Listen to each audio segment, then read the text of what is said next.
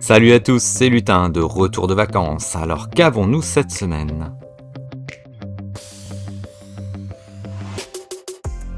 Des jeux austères, des jeux chers, mais aussi des coups de cœur après lesquels il faut courir. Qu'est-ce qui a attiré mon attention cette semaine?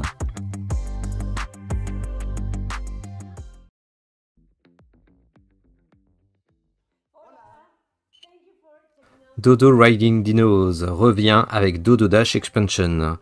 C'est à la fois un reprint du jeu de base, mais également une extension autonome pour ce jeu fun à la Mario Kart. Dodo Riding Dino est un jeu oscillant entre le jeu de course et le party game. De 1 à 8 joueurs dans le jeu de base, 1 à 5 actuellement pour cette extension. Je dis actuellement parce que normalement on va peut-être pouvoir débloquer un 6e joueur. Une direction artistique fun dans l'esprit des autres productions de cette société, telles que War for Chicken Island. C'est un reprint pour ceux qui le veulent. Si vous l'avez déjà, l'extension autonome apporte des pièges, actuellement 5 nouveaux concurrents et un plateau double face pour 2 courses différentes.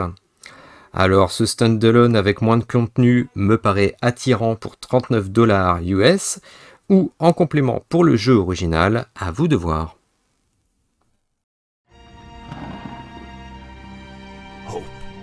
We'd not uttered that word in an age. It was lost to us. Darkness tainted the land.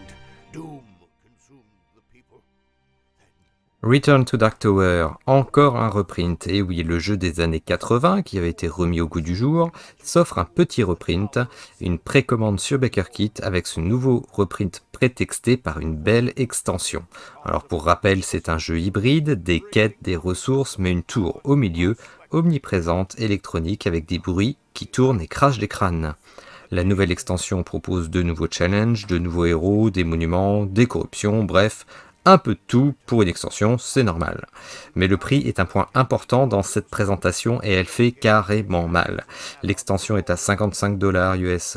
Ok, mais le reprint du jeu de base est à 150 $ US, et là je dis ouch, surtout lorsque l'on voit les frais de port.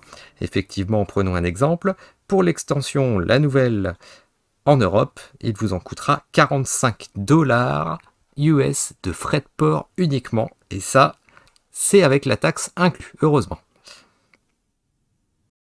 Something is lurking in the depths of Davy Jones. You've heard the stories. Ships being ripped in half by a giant creature. Animals washing ashore with strange markings. Maelstroms swallowing entire crews into the sea. And fellow pirates disappearing without a trace. The tides are changing. Davy Jones Locker. Davy Jones Locker de Kraken Wakes. Alors, dans ce jeu, pour 1 à 4 joueurs et pour 30 minutes par joueur, améliorez vos bateaux, trouvez de l'équipement et cherchez de l'équipage durant les premiers tours de ce jeu avant la deuxième partie du jeu qui est complètement différente, l'arrivée du Kraken. En effet, dans ce jeu Davy Jones Locker, il y a une deuxième partie complètement distincte. Vous retournez le plateau, vous retirez tout ce qu'il y a dessus et vous vous battez contre le Kraken qui est représenté par une figurine et 8 petites figurines de tentacules. Alors, l'idée est pas mal, les graphismes me paraissent un peu classiques et le plateau manque pour moi un petit peu de contraste, mais sinon le jeu a l'air sympathique et il existe un solo. Il y a également un mode apparemment semi-coop, mais je n'ai pas vu les détails. Alors, une surprise pour moi avec ce jeu, mais le prix me freine un peu quand je vois les composants pour un jeu qui reste en anglais et également un premier projet pour une société. Le jeu est à 75 $ US hors taxe.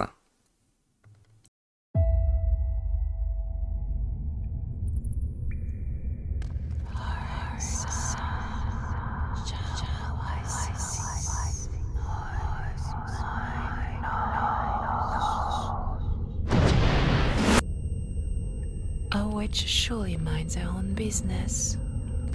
If you don't mess with one of them, you ought to be fine. But people are just people.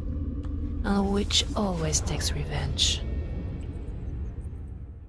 Les sorcières ont le vent en poupe depuis le début de l'année, alors avec Résonance, incarnez-en une pour invoquer un démon et vous venger. Résonance est un jeu de cartes de 3 à 8 joueurs dans lequel vous allez placer des objets pour les faire entrer en résonance avec la lune et ainsi invoquer votre démon. Un jeu qui se veut rapide, avec des parties de 20 minutes, une direction artistique sacrément belle, mais ce sont mes goûts pour un prix intéressant de 24 €.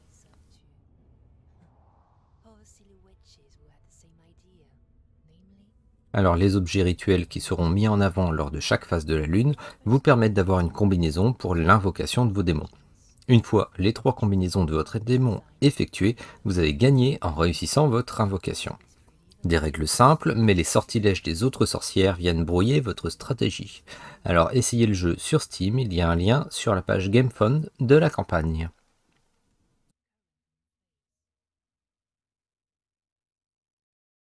Bloodstones from Martin Wallace. A brand new, original, unique, asymmetric multiplayer fantasy wargame. Bloodstone, un jeu de Martin Wallace proposé et édité par Martin Wallace. Bloodstone est un wargame fantastique à base de contrôle de zone. Vos unités sont des dominos et la particularité du jeu est que vos unités sont aussi la ressource à tout faire. Construire, combattre, déplacer les autres et se déployer. Un jeu initialement prévu sous le nom de Runestone, avec un autre éditeur, finalement auto-édité pour ceux qui l'auraient reconnu. Une direction artistique et un look simple et un poil austère, mais lisible, donc c'est le plus important dans ce style de jeu.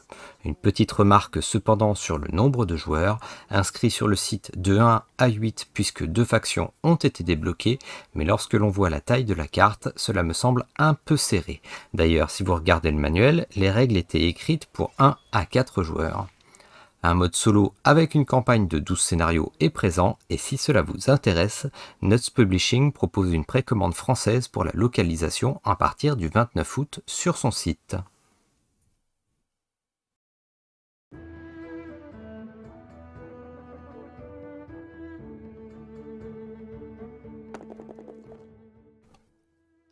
Encore quelques heures pour ce Roll and Write un peu fourre-tout car il propose un aspect Tower Defense, Craft, recrutement de héros et gestion de ressources.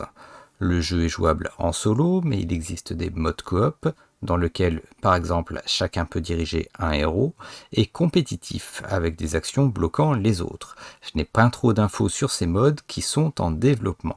Alors, Print and Play égale petit prix de 6 $ US pour des parties de 30 à 45 minutes. Actuellement, 2 chapitres de ce Print and Play en campagne sont développés avec une promesse de plus de 5 chapitres. Le jeu est également prévu en français.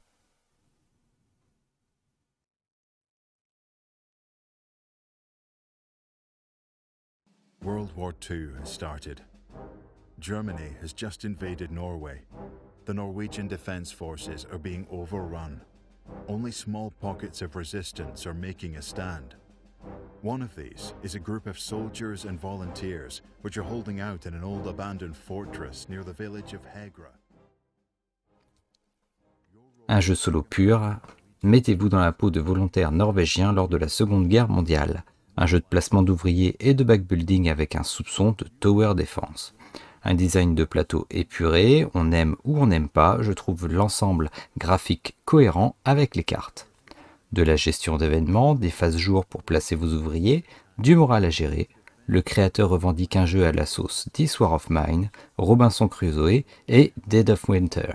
Il faut oser car ce sont de grosses références.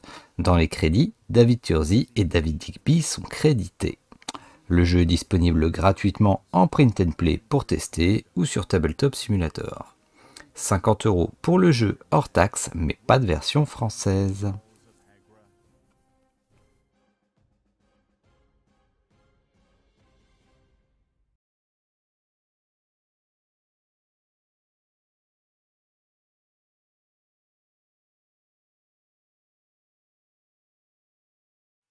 Alors mon coup de cœur de la semaine, j'ai gardé le suspense jusqu'au bout, un jeu de trail pour les sportifs fans de course à pied, je suis tombé totalement par hasard dessus sur Ulule. Et je vous avoue, je le trouve complet et cohérent avec notre sport. gestion de l'énergie, des capacités différentes sur certains terrains pour les coureurs, des ravitaillements, mais aussi des cartes actions pour gêner les autres. Ça, on ne le fait pas en vrai, mais c'est un sport de respect et d'entraide, et là, on parle uniquement d'un jeu.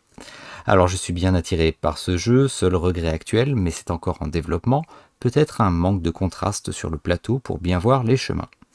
Un jeu pour 2 à 4 joueurs pendant 30 minutes, un prix à partir de 30 € incluant les frais de port pour la France. Pas de possibilité d'envoi pour le Canada pour ce petit projet déjà financé. Et voilà, alors comme je vous le dis souvent, les prix ont augmenté ainsi que les frais de port qui explosent parfois l'intérêt de certains projets. Pour ma part, je vous l'annonce, je perds beaucoup d'intérêt pour certains financements, notamment ceux des plus gros éditeurs. Et oui, il faut reprendre l'essence du crowdfunding, on est là pour aider des projets. Alors cette vidéo sera peut-être ma dernière de ce genre, je vous avoue que c'est chronophage chez moi, et s'il n'y a pas de plaisir en plus, je préfère garder mon temps pour vous proposer d'autres contenus sur cette chaîne, et reprendre également mes tutos peinture sur la mienne. Je pense que vous comprendrez. Alors ce n'est pas un au revoir, et non, je ne vais pas vous lâcher comme ça, et je vous dis à bientôt sur la Société des Jeux.